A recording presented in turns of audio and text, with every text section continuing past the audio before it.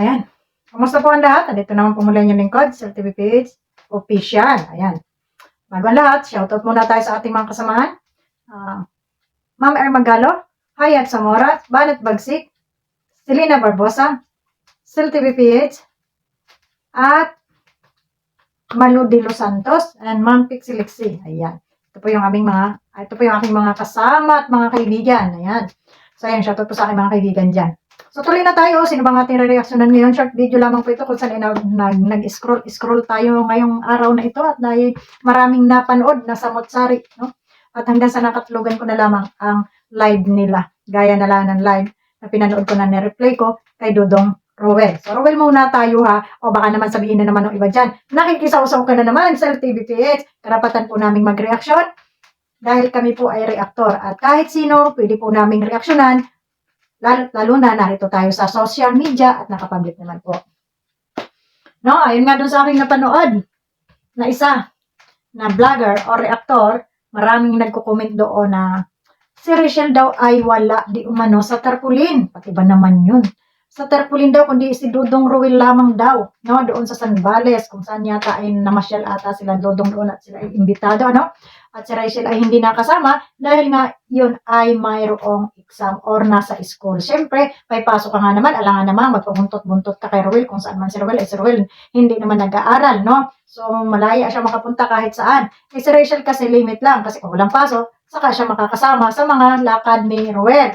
So, ngayon wala siya daw doon sa tarpaulin. Parang ginawa na ng issue ng mga hindi natin alam kung mga basher ba ito o mga followers nila, no? Kasi yung basher, followers din yan eh. Kasi hindi man yung makakapangbas kung wala man yung nakikita dyan na hindi nila nagustuhan. So, ibig sabihin, yung mga basher na yan, mga followers din ninyo yan, no? Mga stalker lang.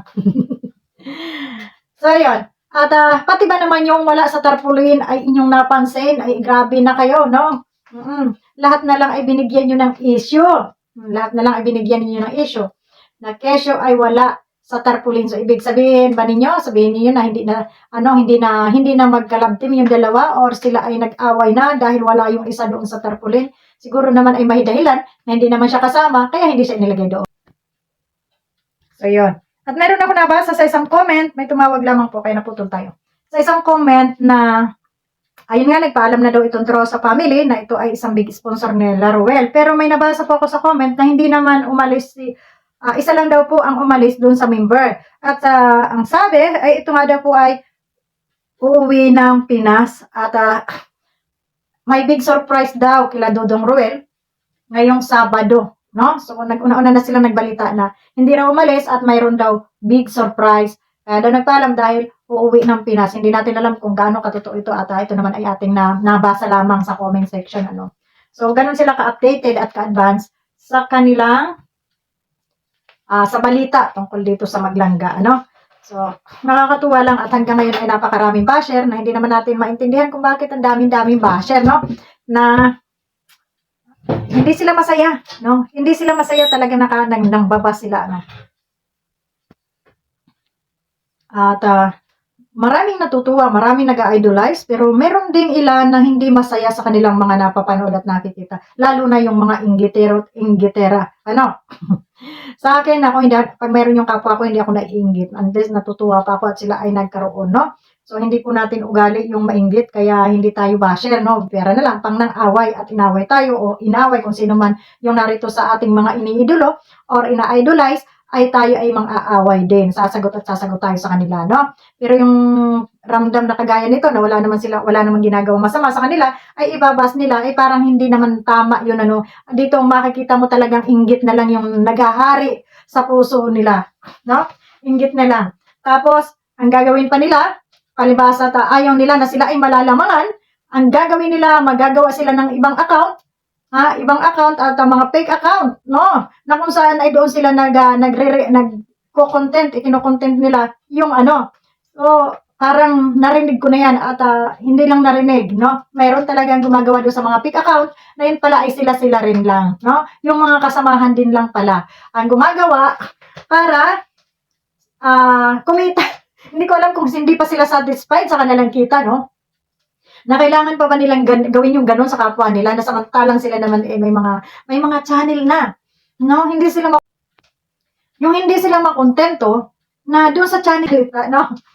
So, yan po ay nandahil sa inggit. Kayo na ang, alam naman natin matatalino yung ating mga viewers at wala naman tayong pangangalanan kung sino yun dahil hindi naman natin, wala talaga tayong ebidensya, no? Pero, base nga sa mga kuro-kuro, haka-haka, inventong kwento, ay di umano, ay yung nangarian nila sa paligid ang gumagawa ng mga fake account na napakalalaki ng mga views, na kumikita ng malaki, no?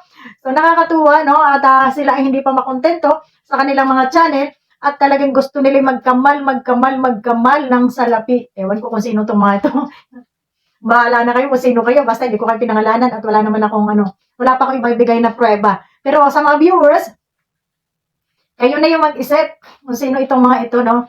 Doon sa mga against about isa, no? Nakakaloka. Wala akong pinangalanan, wala. Pero ito'y ating analisa lamang. Kumbaga, pagsusurvey-survey, pagtatagni-tagni, no? Sino itong mga ito na, yun, no? So, alam nyo na yan. Kasi nga, matatalino naman kayo at kayo laging nakasubaybay. Ako naman masyadong bisi-bisihan, pero may nakakarating sa ating chismis. Marites ka pa. So, yun, mga guys, at sana yung ugaling ganito, no? Makontento, matuwa kayo kung ano yung sinapit ng inyong kasamahan, kung sila man ay umangat, kayo ay maging masaya para sa kanila. Hindi yung kayo ay mainggit at hilahin nyo sila sa pababa, no? At saka doon sa mga basher, kung wala namang ginagawa sa inyo at kayo ay hindi nasisiyahan sa inyong napapanood, pwede namang i-skip nyo na lang yan, wag na kayong manood, kaysa naman kayo ay laging magsasalita ng hindi maganda. Nakakasakit pa kayo, wala naman kayong inaiambag. Ayaw nyo pala doon sa ganong mga eksena, ayaw nyo pala doon sa ganitong tao, pero naando naman kayo, no? Hindi ko malaman kung may mga ing lang kayo sa utak o may tililing o ano. So, yung kamay ko laging nangangati sana pera ito. So, yun. At doon sa nagsasabi, lipat naman tayo kay Ma'am Beth, no? Mamaya, reaksyonan din natin si Ma'am Beth. Hindi po kung mukha nagre-reaction ako kay Ma'am Beth, ay ating, ngayon, mabait na po si Ma'am. So, mamaya, iba po yung ating reaction kay Ma'am Beth, nabanggit lang natin dito kasi may nag-comment. Ay, Diyos ko, Lord. Ayun, yun lamang po ating munting napansin dito sa panonood natin ng mga vlog, ng mga reactor or ng mga vloggers dyan na naandyan ng mga nakadikit kay Dodong Roel at sa mga viewers na mga commentator, no? Na kanya-kanyang kuro-kuro, kanya-kanyang mga paligsahan ng komento, no? So, sana makontento na lang kayo kung ano yung nakikita ninyo. Wala namang ginagawa sa inyo masama yung tao. And God bless na lang sa inyo. And kita-kita tayo muli sa aking munting channel. Ayan, abangan po ninyo ang ating susunod na video. At saka, huwag nyo na pong i-skip ang ating ads at para kayo ay makatulong sa aming mga tinutulungan. Yun lamang at maraming salamat. Shoutout kay Dodong Roel at kay Rachel. Pagpatuloy nyo lang kung ano yung inyong ginagawa sa buhay. Yung pag-aaral. Focus lang sa pag-aaral. Hayaan nyo yung mga kung ano-anong bashing dyan sa inyo. At talaga sila ay ganun lamang. Hindi sila masaya sa kanilang nakikita. At ang karamihan dyan ay inggit. Inggit sila sa inyo. Yun lang. No? Kaya, huwag nyo silang pansinin. Tuloy lang ang buhay. And God bless po sa ating lahat. Babu, maraming salamat po.